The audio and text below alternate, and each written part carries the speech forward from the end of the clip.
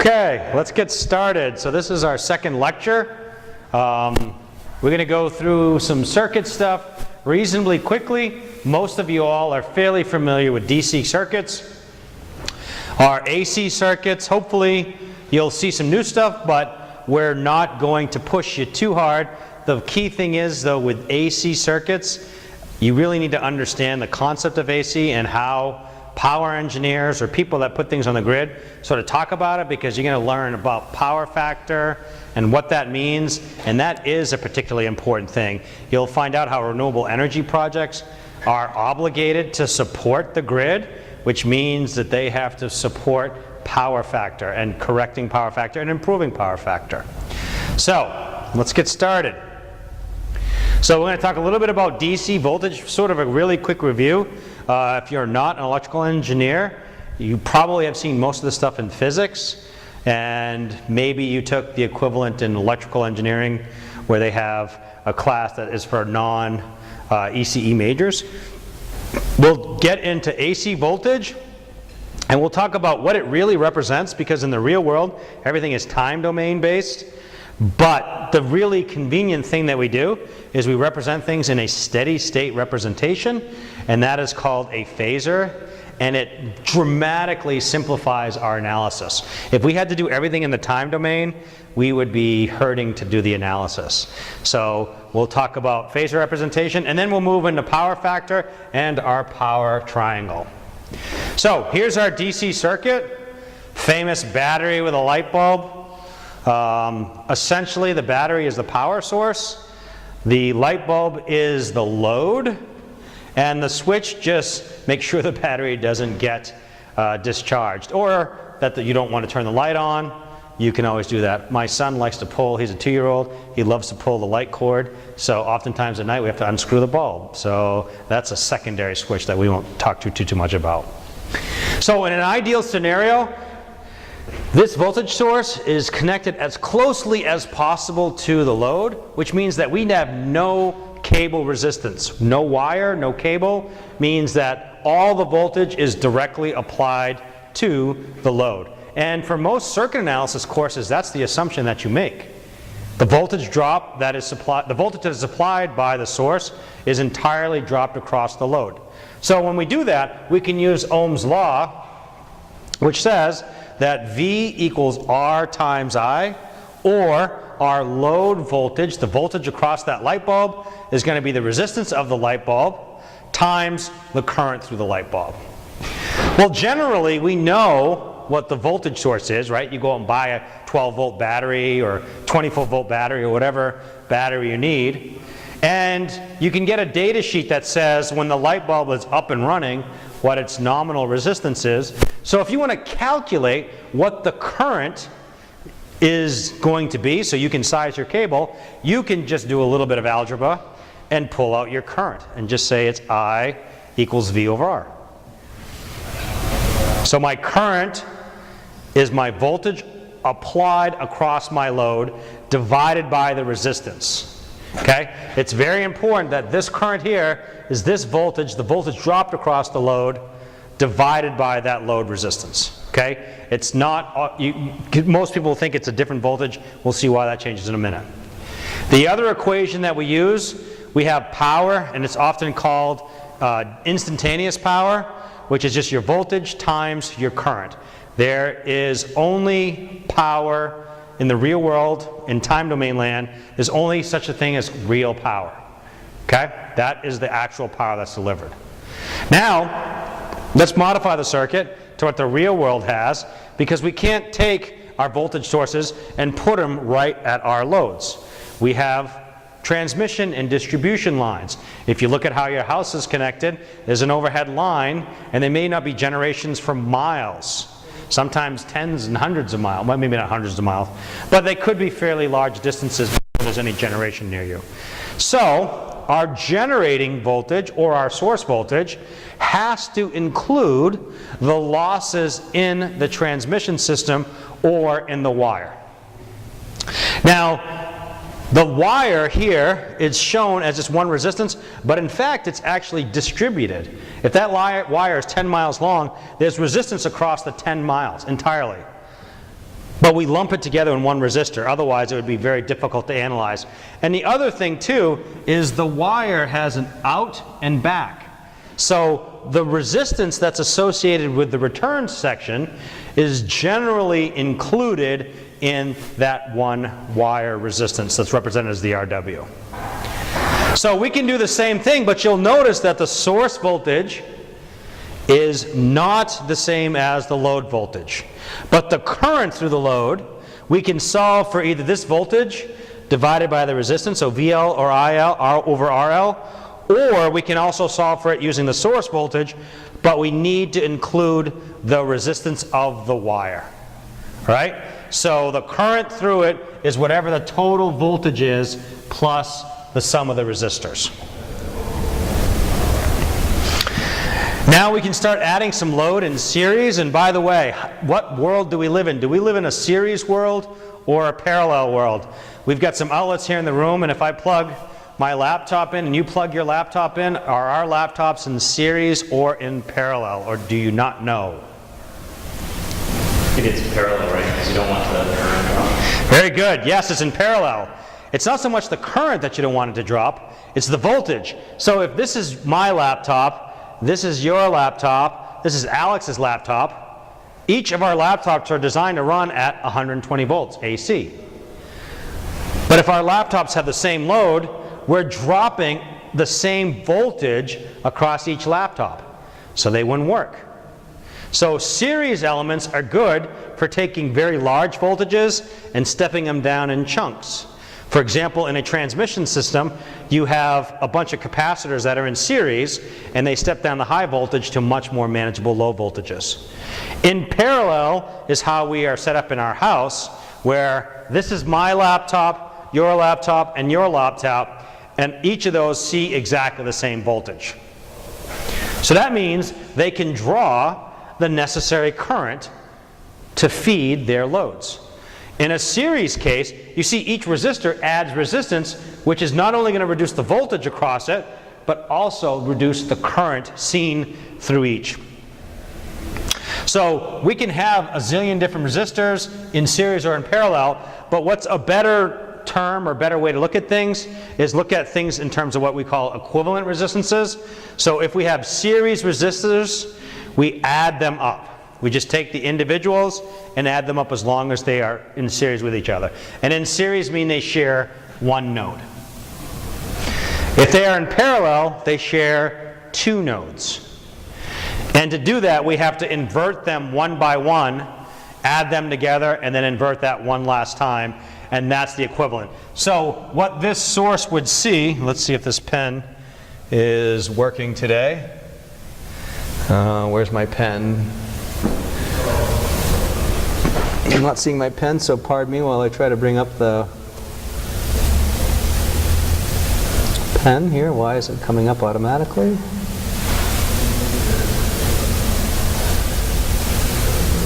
There we go. So I pray this is going to work. Let's see. So this, if I'm on my power supply, what I see here is RS. Same thing over here. What I see is RP. I can replace all of those individual resistors by one equivalent resistor.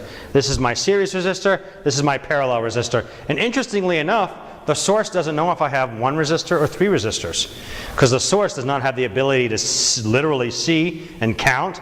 All it can see is, hey, you're outputting a certain amount of current. And that is my equivalent resistance. That's the concept, is what equivalent resistance is based on the current. Okay? Questions on that? Questions? We do that a lot in electrical circuits. What about power?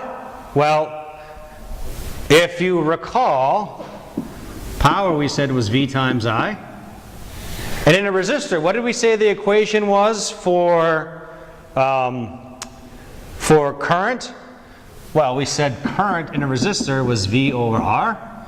If these voltages are the same, we can substitute this current into here, and we can have V times V over R which is V squared over R, which is one equation, or we can substitute the other way, and we can say that the voltage drop, so we can basically solve for R here, and then we can say, so let's do that here. We'll have V equals IR, and then substitute that into this equation here, and we end up with P equals I times R times I, which is I squared R. Those are exactly the same equation. It's V squared over R or I squared times R, and that's how you can obtain the power loss. So under normal circumstances, you need to know the voltage and the current through the voltage across and the current through a resistor. But if you can get one or the other, you can actually calculate the power loss using the I squared R or the V squared over R. Now this is a pretty important equation, because if you think about the concept of a transmission line, okay? If this transmission line has to provide, let's say it's 100 megawatts of power, that's going to require a certain amount of current and voltage. Well, if the voltage is 120 volts, right? P equals V times I. Think about how much current needs to be supplied through there. Quite a bit. So my I squared R losses on this line would be very high. But what if I put this at 120,000 volts? Okay? Now you can see that my current is going to be dramatically reduced, which is going to reduce my line losses substantially. So when we talk about looking to reduce line losses, we reduce current, because the voltage here and the voltage here, usually the difference between there is plus or minus 10% or 90. Let me do that again. So V1 will generally be 110 to 90% of V2. So what I'm suggesting there is you're only going to see about a 5 to 10% voltage drop across the line. You don't see the full 120 volt loss across the kV loss, but you do see the entire current flowing through the line. So that's the reason why we step up to much higher voltages. Because instead of running 2,000 amps and dealing with that, maybe we would run 500 amps. Any idea of the cable that runs by your house, how much current is running through the circuit? What if you had to guess? Just a guess. Is it 2,000 amps? Remember how much your house is, right? Most people's homes have 1 to 200 amp panels in their house. So the circuit running to your house probably has no more than 30 to 40 amps. That's it. Not going to your house, but on the street, that's 20 to 30 to 40 amps. And that's because the voltage is at 13.8 kV, 1247 kV. You can deliver a lot of power at that value.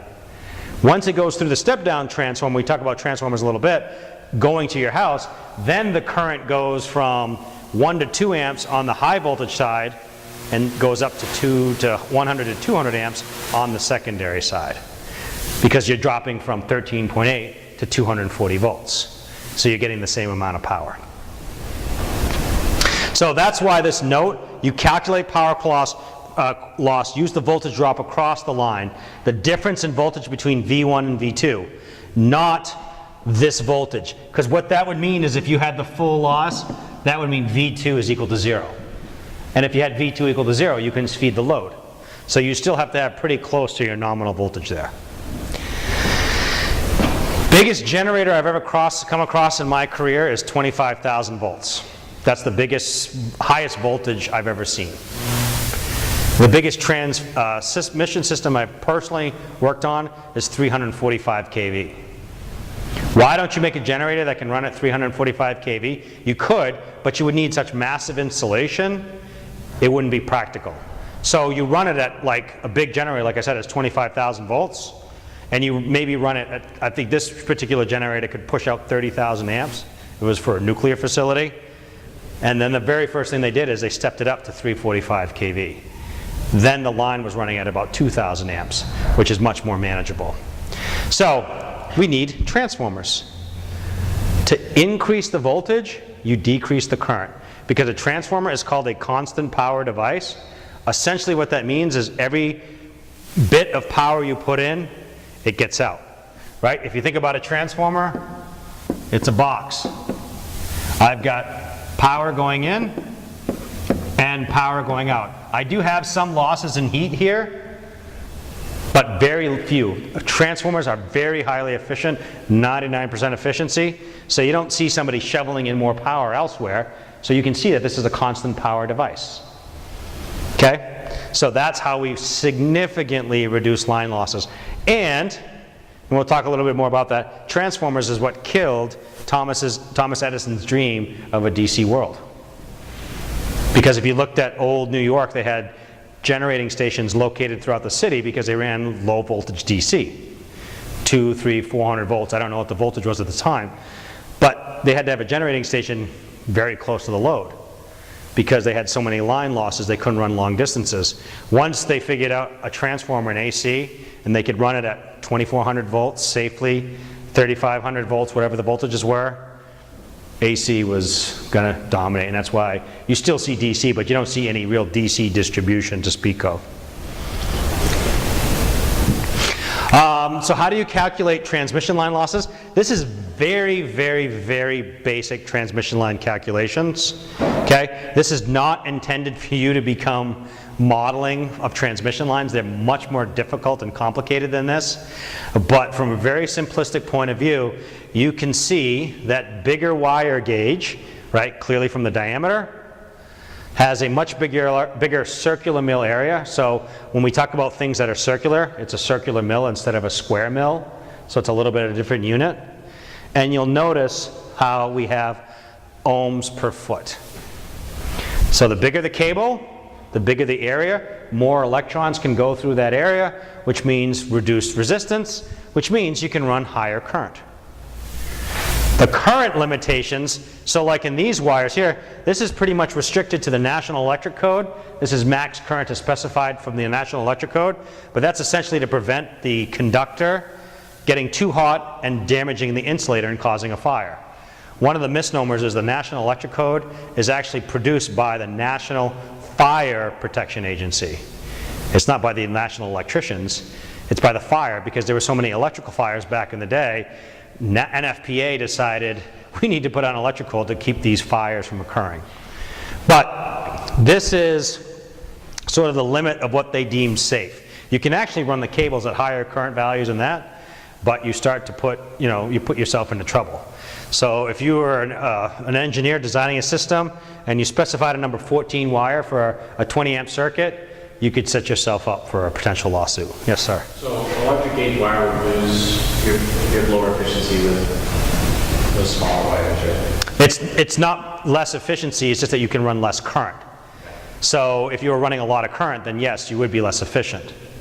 So it really depends on how much current you have. It wouldn't make sense to run 15 amps through this one. Certainly you would use more, you would produce less heat, but your economies of scale wouldn't work, right? You would be running something that might be 10 to 20 times more expensive, and it might take you a million years to get that cost back. So even though it is more efficient, it's a negligible increase. And the other thing too, you can use superconductors, right? I mean, there was a big push for a while to get high, quote unquote, high temp superconductors, which have very, very low resistances, but you haven't seen a lot of that being available and out there. That hasn't been that much of a need. Did you have a question? No. Okay. It's not. Okay. So this is all just stuff that you can take a look at for your National Electric Code. So let's take a look at a simple example. 250 watt bulb powered by 24 volt DC battery. You'd like to determine the power losses in the wire. Okay? So we've got our 24 volt battery, we've got 12 gauge wire, and we've got our load connected, and it's about 25 feet away. So consider this maybe as a semi, right? Semi tractor trailers have 24 volt DC systems. Our cars run 12 volts, which is really bad because I have a Toyota that is an older one, 2010, but my steering is electronic. I mean, it's just electric motor, and has an 80 amp fuse because of its 12 amps. If you could push that to 50 volts, you might need a 5 amp fuse to get by a much smaller wire. So there is some discussion about increasing car battery sizes, standard sizes, to much higher voltages, 40 volts, but will it go? Who knows? All right, so let's first figure out approximately what the resistance will be of the light bulb, and this is assuming a linear relationship. So if it's a 250 watt bulb at 24 volts, we can come up with an approximate resistance of the bulb if we supplied it at 24 volts. And so what we're going to assume is that that resistance is fixed, regardless of the voltage that's applied.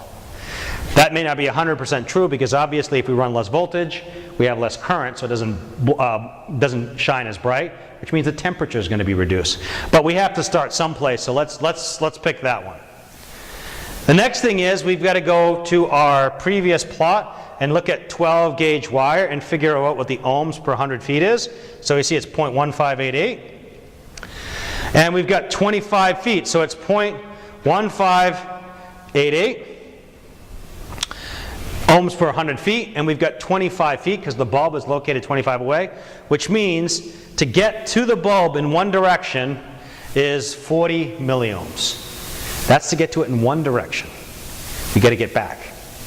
So we've got the positive conductor, which has 0.04 ohms, the bulb, and the return conductor, or negative, here, which tells me what our total resistance is 2.384. That's the total load.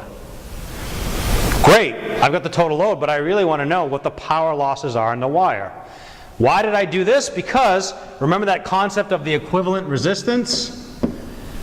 That power source sees an equivalent resistance of around 2.4 ohms. That's going to allow me to calculate the current supplied to the system. Once I know the current supplied to the system, this is a series circuit. That current lives everywhere. I've got I squared RW here and I squared RW over there. I'll be able to calculate the power losses in the system. So I got 10.07 amps. I really don't care too much about the load voltage and load power, because that wasn't what was requested in the problem. What really is requested in the problem is how much power loss. I'm losing around 8 watts. So talking about the efficiency. This is just included in here because we said it's nominally 250 watts. We actually are getting 234 watts out of this particular bulb in this configuration. So if you're a power system operator, and remember you're getting paid for every megawatt hour or kilowatt hour you sell, what do you do to fix this? Well, there's a couple things you can do, right?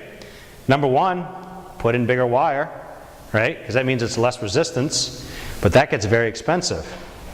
What if I could take the voltage on this battery and turn it up maybe to 25 or 26 volts? Then I can redo this stuff and I can actually see that I'm selling the customer 250 watts of power.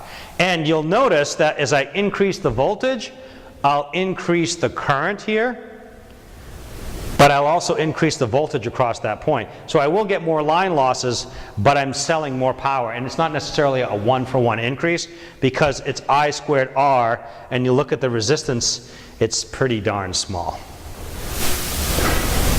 So increase your voltage, get your customer load, and then you can also, if you can decrease the current by putting this voltage up really high and then stepping it down to a nominal value, that's a way that you can get even more bang for your buck, and that's what utility companies do. Questions on that example?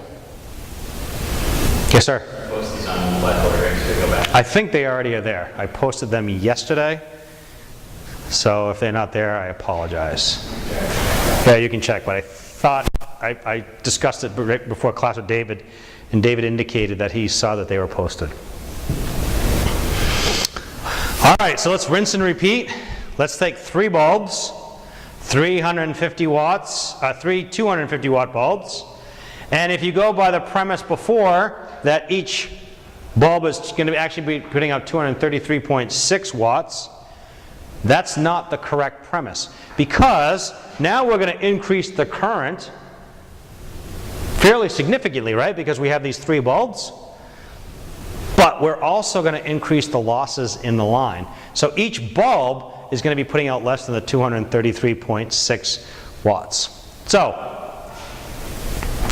this doesn't change, right? The resistance in the wire and the resistance in the bulb, we're assuming do not change based on the temperature. So that's a fixed parameter. That's going to be known. Now we're going to take these 3 bulbs, and again, we're going to find out what the equivalent, that's my little eyeball if in case you can't figure out. That's me pretending we're looking sideways, so that's not much of an artist, so that's basically what you can get from me.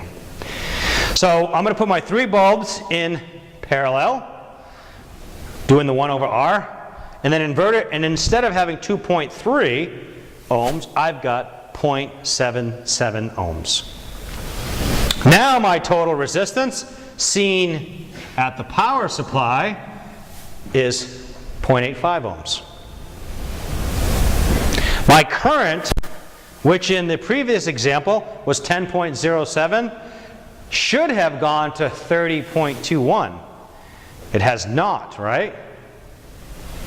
It's gone to 28.3. And again, you're seeing how that wire resistance changes things a little bit. So my load voltage, which is at my bulb, again, I don't particularly care about this. I care about the losses. Now I went to 64.1 watts. Okay? And each bulb is consuming 205 watts. So I'm actually getting to be 10% of my losses now, right? That's getting to be fairly significant. And that's because my current went up to almost 30 amps, which exceeds what the nominal rating is for a number 12 wire. So I should go to a number 10, which would reduce this guy by a small factor. That's the idea. That's what you're attempting to do. Okay? Questions? Another thing you can do is you could always run a second number 12 wire and put those 2 wires in parallel, right? If we have 2 resistors in parallel, it halves the resistance if they're the same. So instead of having 0.04, you'd have 0.02, which would dramatically reduce your losses, right? It would cut them in half.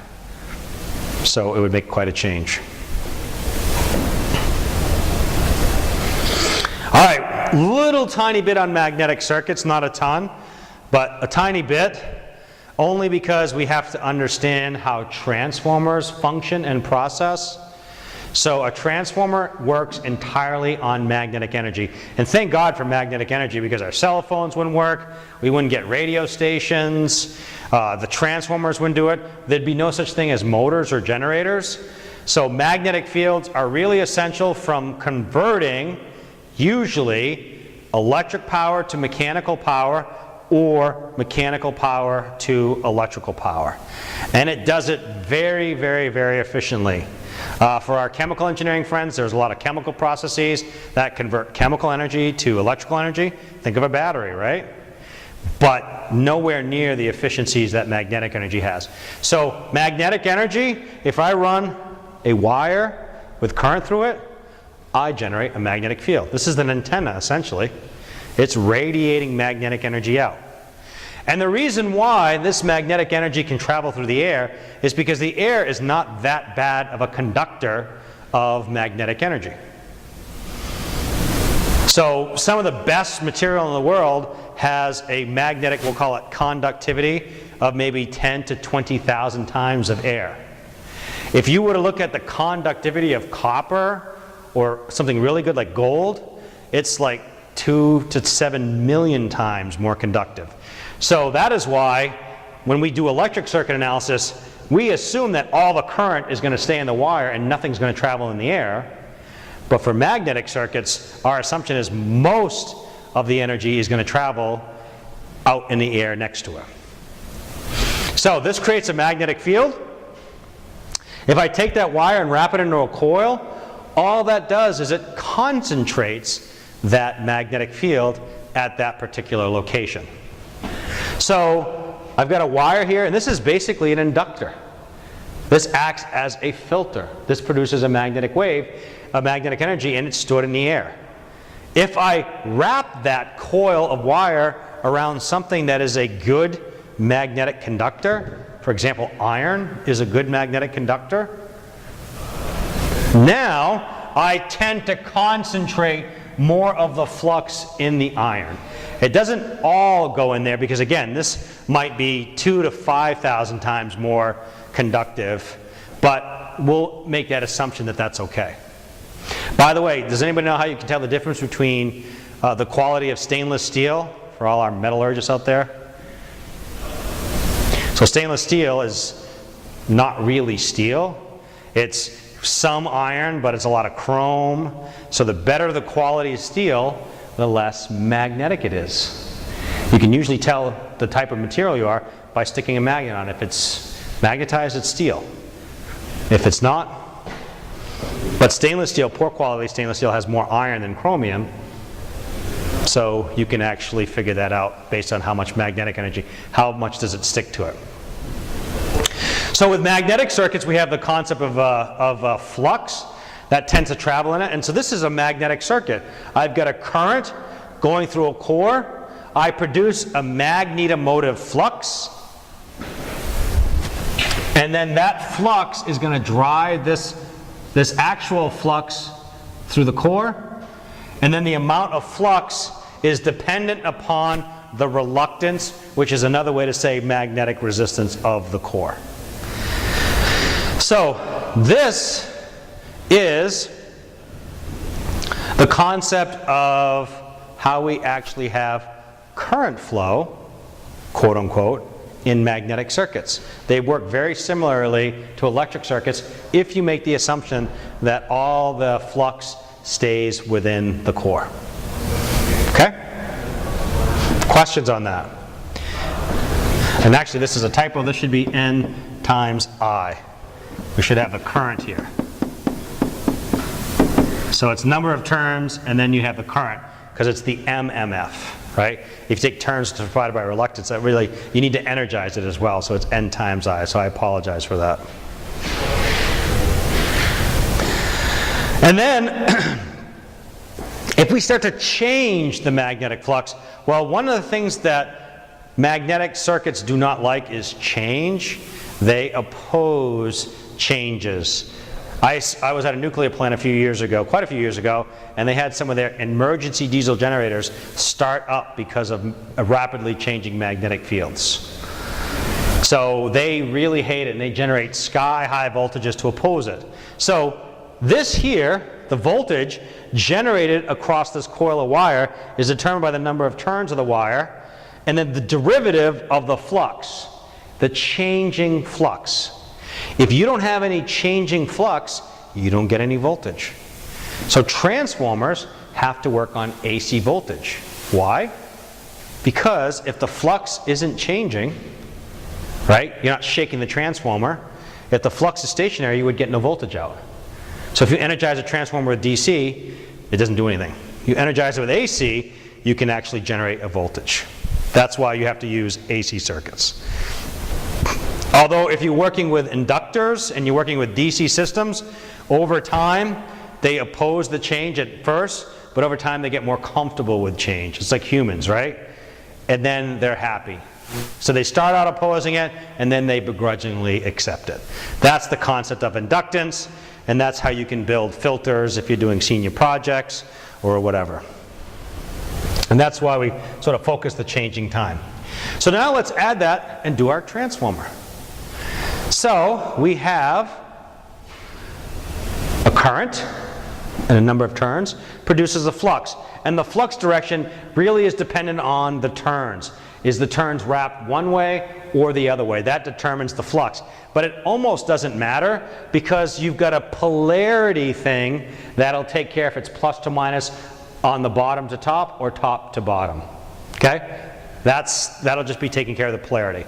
But essentially, all the power that is supplied into this winding is transferred magnetically to the V2 side, which is great because I have electrically decoupled this side from this side. So let's just say that I have a ground over here, right? That's solidly grounded. And then I have another ground over here. Does any current flow? It doesn't, because these two aren't connected to each other. There's no path for current to go through. So transformers are really good for decoupling your circuits. They're electrically decoupled. Now, it's not 100% true to say that, because in the air, you have some capacitance, right? Because you have, differences in potential potentially, so you can actually get air acting as a capacitance. So you get some sort of effect like that. That's what happens with transmission lines, but it's pretty small. And if that's a major concern, you can do what's called a Faraday cage. You can add some shielding and whatnot to really limit that. But that's how a transformer works. And you can see this is physically what happens, and this is how we represent it electrically. Coil of wire, coil of wire. The number of turns is proportional to the turns ratio, how much it steps the voltage up or down. And then the current is inversely proportional to that. So you can see V2, V1 is the number of turns on the primary divided by the number of turns on the secondary. That's called the turns ratio. We sometimes call that A. Little a, not big A, sorry.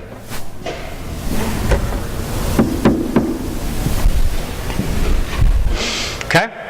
And notice the AC source. Yes, sir? When you write on the board, does that carry over to the PowerPoint we see online? I can save a marked up PowerPoint, yes. If that's helpful, I can do that. I just save my changes, and then I can upload the marked up version if you think that that's helpful. Well, just in case, like, if you didn't write A there, no one would really know that. Well, they'd see the video. So it just depends. I haven't been doing the marked up ones, but I can. It's not a big deal. But we do have the videos if people, usually the video is what most people use. And you would write your own notes on the slides. That's why we give the slides to you in advance, typically. Because you may not like my chicken scratches, obviously. So this is a transformer. And I can step up or down the voltage as necessary. And I do that all the time. Anybody here an audiophile? They like listening to fancy stereo stuff? Have you ever seen a stereo?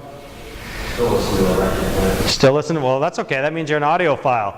But you look at amplifiers, and amplifiers have a rating on the output saying they want to be connected to an 8-ohm speaker. Fancier ones, you can connect to 2-ohm, 4-ohm, 6-ohm, or 8-ohm speakers. And the reason why they do that is because you have maximum power transfer where the internal source of the amplifier matches the load, matches the speakers. If you don't have the matching impedance, you don't get max power transfer. So even though you have beautiful speakers and a beautiful amplifier, it doesn't sound with the same oomph because you don't have impedance matching. So high quality ones have transformers with taps. You just change out the taps and it does impedance matching for you. So that's a way to get max power transfer, and we do that a fair amount for that. How about taking our magnets now and walking away a little bit from the transformer, because a transformer is a stationary object, and what we rely on is our source to change the current flow, right? It's going up and down, it's forcing it up and down. Well, how do we get that change? Well, let's take a magnet, and it can be a permanent magnet or a magnet created by a wire wrapped around a piece of iron that's rotated. And if we rotate that wire somehow, or that magnet somehow, we actually get this changing magnetic field in here. Because we're changing the flux that's going through this magnetic core. And you'll notice that they're not touching. And the reason why they don't touch is because if they touched, you wouldn't rotate, right? You'd be dragging along it. So you have to have a slight air gap here. But that's okay, because as long as it's small, we said this iron may be 2,000 to 5,000 times more conductive. So most of the flux travels in the iron, but if the air gap is a 3/16 of an inch, that's going to increase the reluctance of this transformer circuit slightly, but not so much so that it's going to kill our performance. And as this thing rotates, it changes this magnetic field. Well, what do I have here? I have a wire that sees that changing magnetic field. And that wire wraps around here so it sees the changing magnetic field, which allows me to convert that flux into a voltage. What have I done? I just created a generator. That's how a generator works. You get a magnet, somehow. It could be permanent, but most of the time they're made by a DC source. You force it to rotate around, so like a steam turbine drives the magnet, which is inside the generator. You've got windings around this changing thing that pick up the change, and thereby they produce a current, which ultimately produces a voltage. So essentially, the current that is captured in here will drive a voltage. And now we've just generated electricity. We've converted mechanical energy, right? Prime mover is rotating the magnet. We converted that first to magnetic energy, right? This is a core of magnetic energy. It's picked up over here. We got electrical energy. So the magnetic energy is essential for that conversion between mechanical and electrical in both directions. Yes, sir? So what causes the phase difference though? Is it literally switching the magnetic flow back and forth every time that magnet goes around? No, because essentially if you were to use, I think it's Ferentz's law, or maybe it's Lenz's law, you have to do with, I'm trying to put this the right way. There's a current and then a voltage, and that's being delayed by the pickup. So you're almost seeing like an inductive effect. So they'll never be perfectly in phase. What you're seeing is a 90-degree phase shift, which is what you get with an inductive circuit. So essentially you have that 90-degree phase shift partially resulting from the inductance. But in actuality, they will be in phase unless the load forces it to be out of phase, and then there's some other things. But it's typically the load that forces the voltage and the current out of your generator to be out of phase. Okay, there's a whole bunch of things that if you took a different class of mine, I could actually show you a lot of that stuff, but that's really delving into magnetics and fluxes and whatnot. This is just trying to be simple to show you, hey look, I've got a rotating element here, and I've got a sine wave that is produced from mechanical to electrical through magnetics. So here we have it, single phase motor. So this is a synchronous motor, meaning that it has to operate in sync with the actual electrical frequency. So over here we have a generator, right? Something is rotating physically that north-south. Over here the difference is we are actually trying to operate let's see, I say output. That probably should be, we'll put AC synchronous machine, so I apologize. So this should be a machine, because this could be both, because we're outputting current here. If this had been input, then it would be a motor. So we'll call that a machine, so I have to fix that. So essentially what I have is, I have wires wrapping around here, and this is where I'm pulling off my current, essentially. This is being rotated along, it's a north-south. And you can see as I walk through, I've got flux flowing in this direction. I can improve the speed control, so as this rotates along, the current output that it has to be in phase. So this has to spin at 3,600 RPM to produce equivalent of 60 Hertz. When this goes back to north, I'm restarting my sine wave. So if I want to go 60 Hertz, this is essentially 3,600 RPM. And the concept is, well, if I could show, I guess I could try showing it here. This is one sine wave. This is 2 pi radians. And that also corresponds to 1/60 seconds. If you were to do your math and convert everything to revolutions per minute, you would end up with 3,600 RPMs. So it's unit conversions to do that. When I have 2 poles here, right, and you'll notice I connect this guy and this guy. So you see my north here, my south. I only have to rotate the motor, or the rotor, 180 degrees before I go back to a north. So essentially, I have this, and then this, and I've got 2 revolutions before I get back to that. So now I've got 4 pi going into 1 over 60 seconds. So my speed cuts in half. So one of the easiest way to do speed control is add poles. And it has to be an even number of poles. You go 2 pole, 4 pole, 6 pole, 8 pole, 10 pole, etc. You can't go 2, 3, 4, 5, because there's no such thing as a monopole, right? There's not a north, south, north. There always has to be a north and a south together. And this is how we design generators. So if you're at a steam plant, you're typically running 18 to 3600 RPM very fast because they try to make them smaller. If you're at a hydroelectric facility, you've got water, the head of water, or the weight of the water, trying to push a generator, but it can't push it so fast. It's not dropping at such a high rate of speed. So you might be running something that is spinning at 270 or 280 RPM. So it might have 30, 40, 50 poles. Much larger number. And that's why hydro facilities physically tend to be much larger, but they put out way less power, physically compared size-wise. So that's why synchronous machines, we can monkey with the number of poles. That's how we do speed control, basic speed control. Any question on magnetic? Because that's sort of the basics of how we've got to do the key things that we're going to try to pick up in terms of magnetics and very basic magnetic circuits, transformers, or whatever. We don't need to get into more detail than that unless we have specific questions, because we want to focus on renewable energy. We just need to know and understand the technologies that make renewable energy viable for us. All right, no questions then. Let's do AC voltage and current. So this is what an actual AC signal looks like. This is what, when you plug in your toaster, this is what the toaster actually sees. It does not see 120 volts. It sees something that starts at 0, will some point get to 120, get up to 167, and start heading back down and going negative. And will continue to do that once every 16.67 milliseconds. So this is what you're actually seeing, but that's not really useful to us, right? What we really want to know is how can we simplify our analysis of something that looks like this?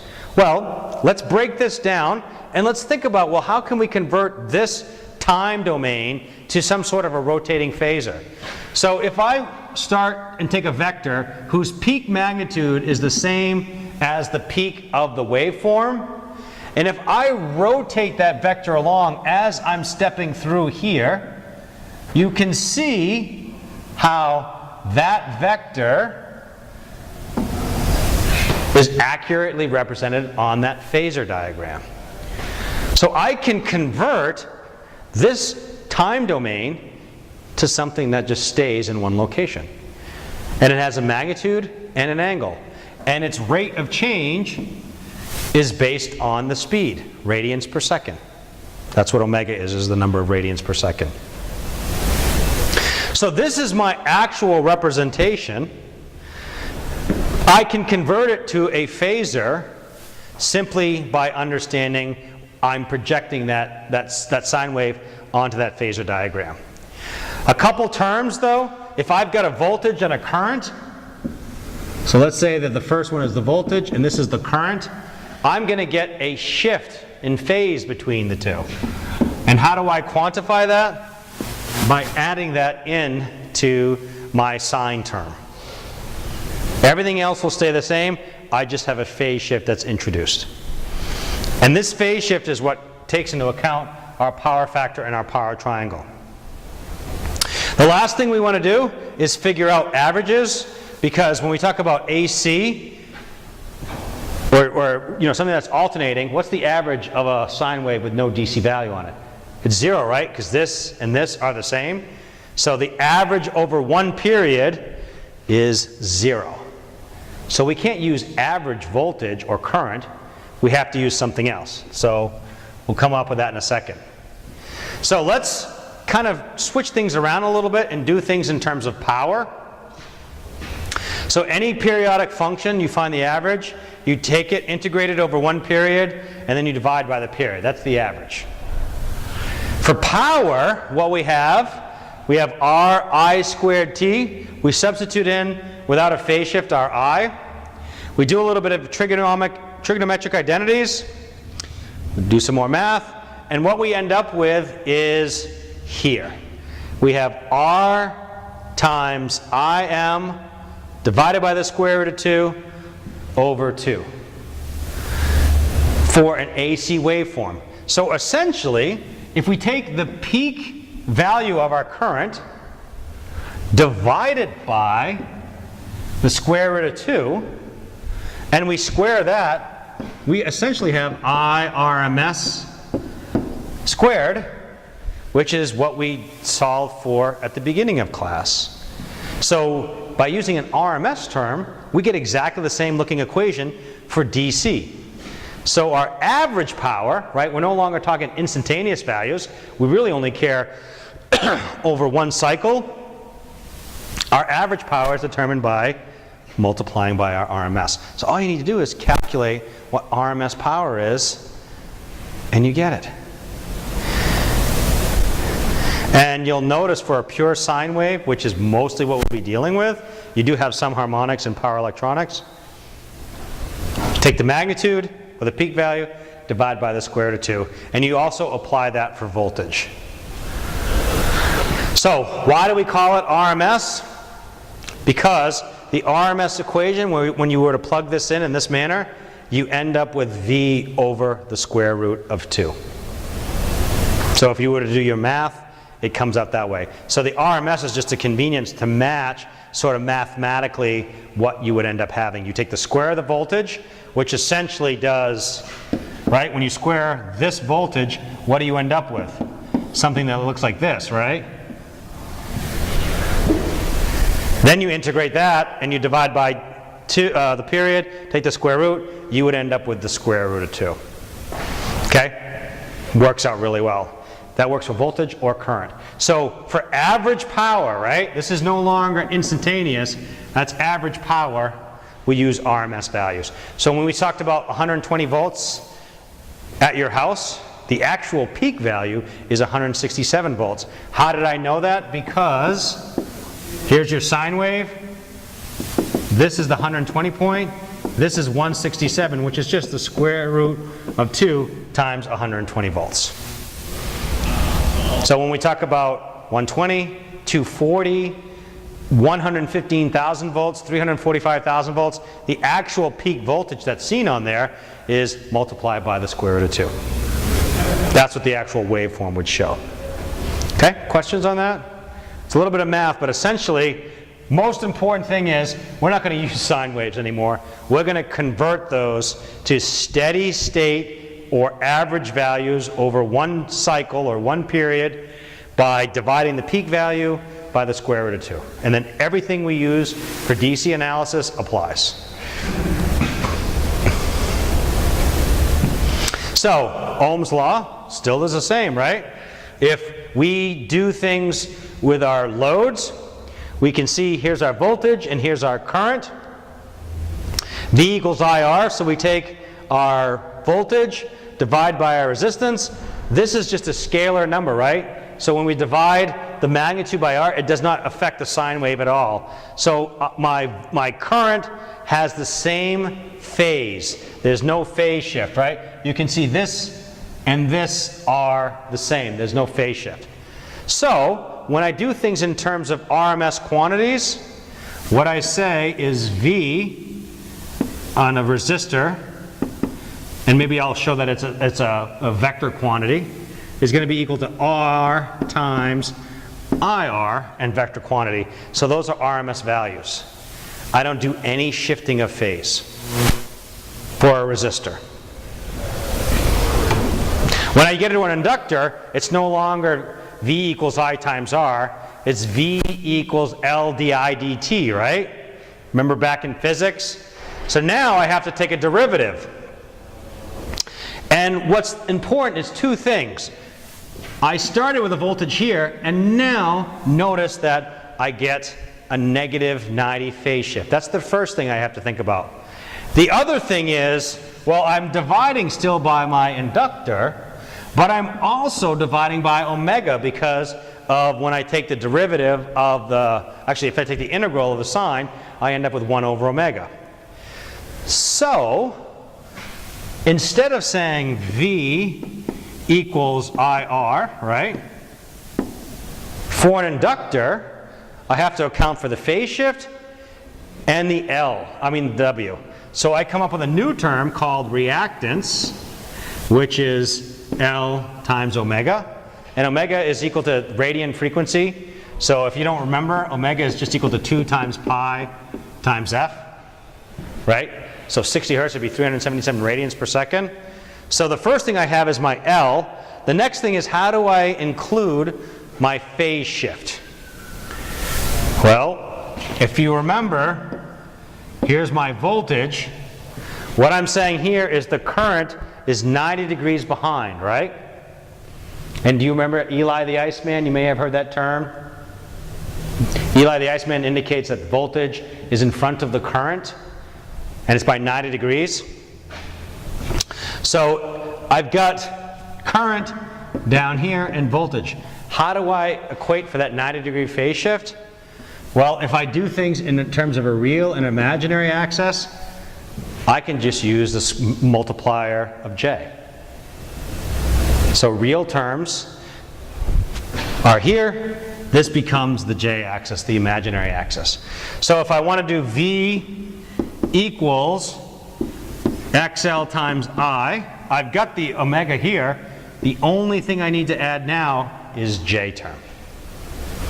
The J term is equal to the square root of -1, but for phasor representations, it's also 1 at an angle of 90 degrees. That's the same exact term. So we're using it just to go ahead and represent that we're on a different axis. We're not really treating it as a square root of -1. We're just trying to show there's a real part and an imaginary part. And it's not really imaginary.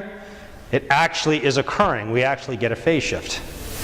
So that's what makes steady state analysis a little more complicated, because I've got to worry about phase shifts and that omega term. With a resistor, there's no change. With an inductor, I have to have the XL and the J term. Capacitor is almost exactly the same, except notice I have an omega term here and a plus 90 degrees. So if I do my capacitor the same way, it's going to be equal to negative J X sub C times I. So I get my phase shift in the negative direction, right? Because Eli the Iceman, I comes before E in a capacitor. I do the negative to get the voltage. I bring it back 90 degrees. Okay? So kind of makes sense a little bit. It's just moving things around and by adding terms. And essentially, if you remember from Euler's identity, which has m e to the j theta, it's m cosine of theta plus j sine of theta. You can see the j term here is really just a spot, right, to hold it. It's actually not multiplying by the square root of 1. It's just saying that that's on a different axis. And I don't know if you did that in 126 or maybe in algebra in high school or something like that. I don't know exactly when. But hopefully you all have seen Euler's identity, because this is just representing, right? I have a polar representation, which is a magnitude and an angle. And then I also have a real and an imaginary. So m at an angle of theta is equal to r plus jx. That's how we write it in electrical engineering. If you are mathematically specific, cosine of theta plus j sine of theta, which m cosine of theta is r, and x cosine sine of theta is x is equal to m sine of theta. So that's how you get the two to relate to each other.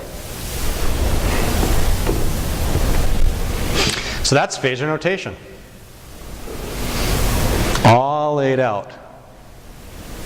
I'm not sure what happened to this omega t here. Kind of looks like it's a relic, so I apologize. Might have to delete that out of there. But essentially, this is just writing it mathematically rigorous. I don't know, for other disciplines, we typically use TI-89s in our discipline. But if you write complex numbers in your TI, essentially, you use the open parentheses, and then let's just say you have 12 at an angle of 22. That is writing 12 at an angle of 22. It's the same thing as saying 12 e to the j 22. If you're trying to be mathematically 100%. Somehow, the TI makes it more convenient. This also shows you how we converted the peak values to RMS values for both currents and voltages. Math with phasors is surprisingly easy. If you want to add complex numbers together or phasors together, you take the real parts, add them up, take the imaginary parts, add them up. It's just vectors. Subtraction is just subtracting the two terms. Multiplication, you can certainly multiply and do a FOIL if you want, or if you could do a divide, you can use complex conjugates. That's a lot of work. If you just convert them to the polar representations, you take the magnitudes, multiply them together, and then take the angles and add them together. If you divide the magnitudes and you subtract the angles, and that's it. So if you were doing things on paper and pencil, it's easier to add and subtract in rectangular mode, and it's easier to multiply and divide in polar mode. Okay? And that's just the basics of vector math from way back when. So this is a summary. How do we handle AC circuits and the devices we'll commonly come across? If it's a resistor, don't do anything to it. Multiply by the resistance, you're done. If it's an inductor, don't forget to multiply by L, the omega, the inductor value, and phase shifted by 90 degrees. If it's a capacitor, we have to divide, so it's 1 over omega c. This is the x sub c value. So this term right here is xl, and this term is xc. Right? So it's not 1 over xc, it's actually equal to xc. So we just include that the division occurs. And then you can see the plus j and the minus j with the 90 degrees. And that's how you do your complex impedances. I don't think there's anything too specific in here, other than just the fact that you have your reactances. Are they proportional to frequency or not? And what is current doing? It's always current. Does current lead or lag the voltage? Because when we talk about power triangles, we'll see that when we describe a power factor, it's either leading or lagging. It's what current is doing. Does current lead or lag the voltage? In an inductor, current lags by 90 degrees. In a capacitor, current leads by 90 degrees. So you have to shift your thinking about letting current sort of dictate, or everything's based on the current values. Everything else is the same. Once you've got everything set up correctly, Ohm's law works the same. Series impedances or parallel impedances work the same as long as you have the J terms and the omega terms in there. Everything works exactly the same. There's no deviation. So we can talk about that and go to power factor and power triangles, because we have to deal with average power. But one of the things that is a little bit interesting is as we send power out, power may also come back, right? Because a capacitor and an inductor do not consume real power. So if you were to send power out to a capacitor, it stores energy for part of the cycle, and then it discharges energy back to the cycle. So the challenge with that is you've got a transmission line that has resistance. So if you're sending it to a customer that has power factor that's not supporting you, they have to deal with line losses. They're not getting paid for that because you're not consuming real power. So we quantify the degree of power that is essentially being sent back as power factor. And all it is a ratio. It's a ratio between real power to the total power in a system or being sent to a load. And why do we call it power factor? Because we're lazy, right? We used to say it's the ratio of real power to total power. And then we got tired of saying that, and then we just said it's the ratio of power to total power. And then we got really lazy, and we said it's the factor of power, and then we just said, forget it, it's a power factor. So we converted this really long sentence to 2 words. And essentially, how we get there is we add the real part, and we call this imaginary part, but it's not necessarily imaginary. It's the power that's being sent back. That is the reactive power. That's the power that's stored in the electric and magnetic fields. And we solve for it using this equation. S equals VI conjugate. All we need to do is recognize, if this is not clear, you can highlight that in your notes. It's only the conjugate of I, not of VI. All right, so you're taking the conjugate of I. And here's a power triangle. Power triangle always has real power in the positive direction. The reactive power can either go up or down, depending if it's a leading or a lagging power factor. And the apparent power, which is a sum of the real and reactive power, can either go up or down, just depending on the factor Q. Okay? So I tried to be careful here and not say reactive or imaginary power, because that indicates that it's not there. And you've heard the joke, it's the foam on the beer. Well, it's not that way, because it's, you know, it's actually something that has to go back to the system. And we can solve for power factor just by using right triangles, right? SOHCAHTOA allows us to calculate the angle here. SOHCAHTOA says it's the power factor is going to be the adjacent over the hypotenuse is equal to the sine. So the cosine. So the cosine of this angle is equal to P over S. So by definition, the power factor is equal to the difference, or the cosine of the angle between P and S. So, really quickly, let's calculate the power triangle for 100 horsepower, 0.8 lagging power factor, 100% efficient motor. First thing we need to do is convert horsepower to watts, because when we do power triangles, we do everything in watts or VARs or volt amperes. So we know it's 746 watts. That's the real part. That's the P. That's that guy. Now I can use whatever trig identity I want to go ahead and get either of the other pieces of the pie.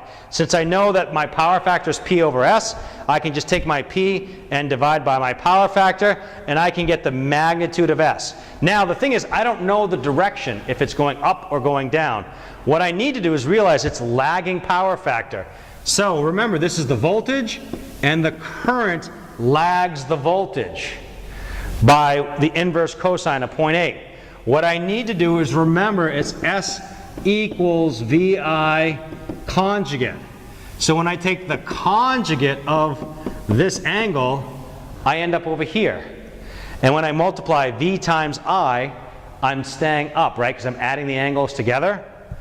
So my S has to go up in the positive direction. And my Q thereby goes that way.